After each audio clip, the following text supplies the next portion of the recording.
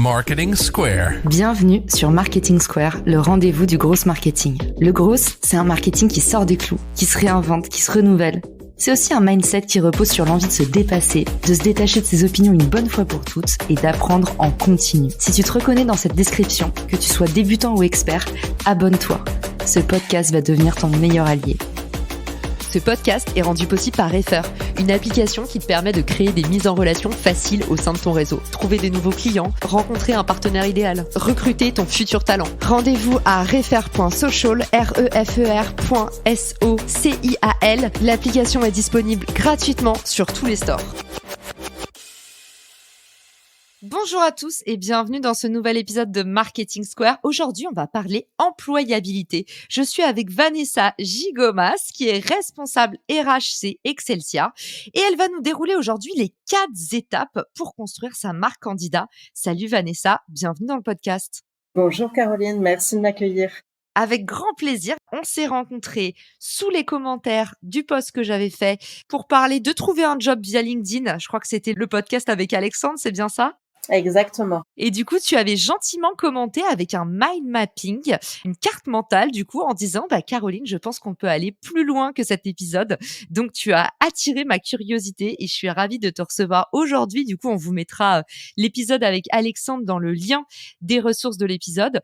Vanessa, est-ce que tu peux un peu lever le mystère autour de la marque candidat ? C'est quoi aujourd'hui qu'on appelle la marque candidat ? Et c'est quoi peut-être la différence avec ce qu'on entend aussi beaucoup autour de nous, notamment sur LinkedIn, la marque employeur? Oui, tout à fait. La marque employeur s'intéresse essentiellement à l'image de l'entreprise qui résonne à l'extérieur de ses portes. L'image de l'entreprise, vous pouvez la voir résonner sur les réseaux sociaux, mais aussi à travers les salariés, et surtout à travers les salariés de l'entreprise, puisqu'aujourd'hui on parle d'ambassadeurs salariés. La marque candidat, aujourd'hui, c'est un axe très important lorsqu'on recherche un emploi et je dirais même bien avant de rechercher un emploi. C'est une stratégie à mettre en œuvre bien en amont. La marque candidat s'intéresse à l'image du candidat, d'une part sur les réseaux sociaux, mais aussi vue par les entreprises. L'objectif du candidat est en fait de se faire repérer. Le candidat pourra, s'il recherche une entreprise précisément, présenter les valeurs de l'entreprise qu'il recherche, présenter l'entreprise en elle-même et même pousser jusqu'à annoncer l'entretien sur les réseaux sociaux. Les premières minutes de l'entretien seront décisives pour le candidat. Donc là, on voit bien en fait qu'il y a un peu les deux facettes du même miroir. Donc on a d'un côté la marque employeur qui vise à attirer de futurs talents vers l'entreprise et de l'autre la marque candidat qui, comme vous l'a appris Vanessa, se travaille en fait avant même de chercher un emploi. C'est la base de la base, c'est un petit peu comprendre qui est-ce qu'on est en tant que personne et c'est finalement quasiment du personal branding. On va un peu travailler son employabilité avant même de soumettre son CV. L'idée, c'est de planter des petites graines pour que au moment où vous avez besoin de passer à la recherche d'emploi, vous soyez prospecté de toutes parts ou en tout cas que le recruteur n'ait pas du mal à identifier votre recherche et que les entretiens pleuvent sur vous. Et du coup, qu'est-ce que tu nous recommandes en termes d'étapes pour bâtir sa marque candidat ? Tu nous as dit, il y en a 4. Par quoi on commence ? Est-ce qu'il y a des prérequis pour se lancer ? Les prérequis seront en fait de se connaître et savoir ce que l'on recherche. N'allez pas vers le premier job qu'on vous offre. Alors, je sais bien que parfois, nous n'avons pas trop le choix. Il faut connaître le délai qu'on s'accorde, en fait, lorsque vous recherchez un emploi. C'est la raison pour laquelle, comme disait Caroline, de travailler cette image bien en amont avant la recherche d'emploi. Le Graal est en fait que ça soit les entreprises qui vous démarchent directement. Ne recherchez pas un emploi, recherchez des contacts, recherchez des professionnels et c'est eux qui viendront vous chercher ensuite. Les 4 étapes du mind mapping, c'est en fait d'établir son diagnostic personnel en mettant en place des outils, en recherchant les acteurs qui pourront graviter autour de ce diagnostic personnel, d'établir une démarche professionnelle en savant gérer son temps, donc en mettant en place pour cela des outils encore une fois, également de se connaître, c'est essentiel. Qui je suis, qu'est-ce que je recherche, qu'est-ce que je suis prêt à investir. La seconde étape sera le diagnostic professionnel. Connaître son environnement par l'intermédiaire des études de marché, connaître sa vision du poste, quel investissement je suis prêt à envisager pour établir ce diagnostic professionnel, quel temps ai-je à disposition pour pouvoir établir ce fameux bilan et connaître son profil. Quelles sont mes forces? Quelles sont mes faiblesses? Quelles sont mes compétences? De quelle manière je pourrais évoluer?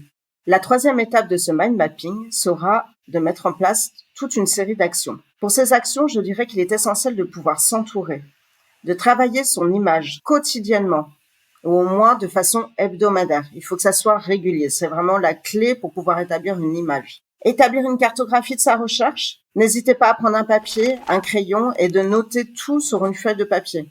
Quelles sont les entreprises que vous recherchez? Quels sont les postes que vous visez? Quelles sont les compétences que vous avez? Et mettre en place des outils, c'est-à-dire établir des tableaux Excel, mettre en place des CV qui sont personnalisés à votre recherche de job. Et enfin, donc, personnaliser sa recherche. C'est une étape essentielle dans ces actions. Je dirais qu'il ne faut pas candidater dans plusieurs entreprises sur plusieurs postes avec le même CV. Personnalisez votre recherche, personnalisez votre discours, personnalisez vos entretiens, personnalisez la personne qui va vous recevoir. Essayez de la connaître, vous pouvez la débusquer sur les réseaux sociaux. Préparez chaque entretien, c'est vraiment essentiel. Toute candidature qui n'est pas personnalisée part direct à la poubelle. Donc, il faut mieux 10 candidatures personnalisées qui peut-être vous prennent 10 heures, mais qui vont toutes aboutir à un entretien que quelque part 10 heures à envoyer des CV en groupe qui vont tomber directement dans les abysses des poubelles, des corbeilles à papier des recruteurs. N'hésitez pas, si c'est un poste qui vous tient à cœur, ne vous contentez pas de la candidature standard. Donc, pour récapituler un petit peu, parce que tu nous as donné plein d'infos et d'ailleurs, merci beaucoup.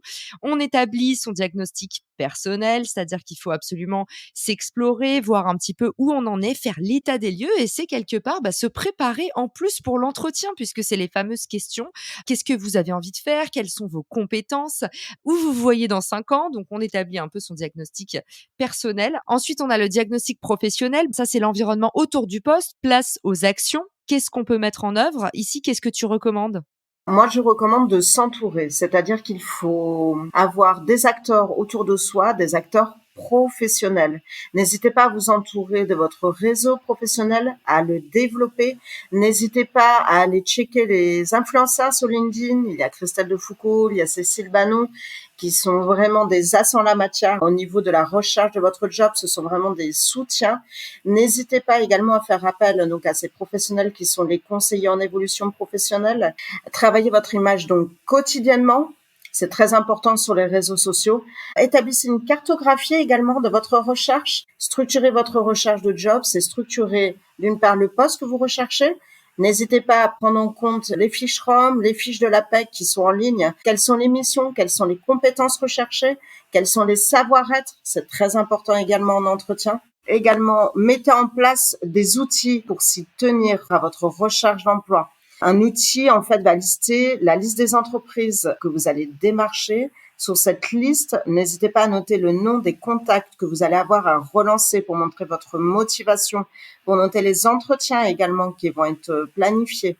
Trop bien. Merci Vanessa. Là, tu nous as donné déjà plein de petites idées pépites. Pour tous ceux qui sont en recherche d'emploi, je sais, vous êtes avec votre feuille et votre stylo en train de mind mapper. On a oublié d'expliquer, Vanessa, ce que c'était que mind mapper, mais alors l'idée, c'est de créer une petite arborescence. Donc, vous allez prendre une feuille, un stylo.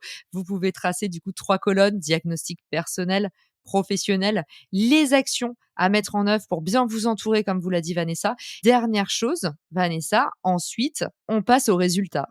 Quels ont été les résultats de vos entretiens que vous avez passés? Quelles ont été les questions où vous avez pu buter? Quelles ont été les questions où vous auriez pu mieux répondre? Quelles sont les pistes qui ressortent de cet entretien? Comment je peux faire mieux? Quelles sont les entreprises à viser? Quel type de management me plairait? Affinez, affinez, affinez pour arriver au job de vos rêves. Entretenez votre réseau. Et oui, ça peut servir parce que peut-être que ça n'a pas fonctionné aujourd'hui pour cet entretien. Peut-être que vous ne correspondez tout simplement pas au poste, mais peut-être que vous avez des compétences. Et ça, le recruteur va vous le dire. Vous avez des compétences. Maintenez le réseau et n'hésitez pas à donner pour recevoir. Postez, entretenez votre réseau et un jour, vous verrez, c'est eux qui viendront vers vous.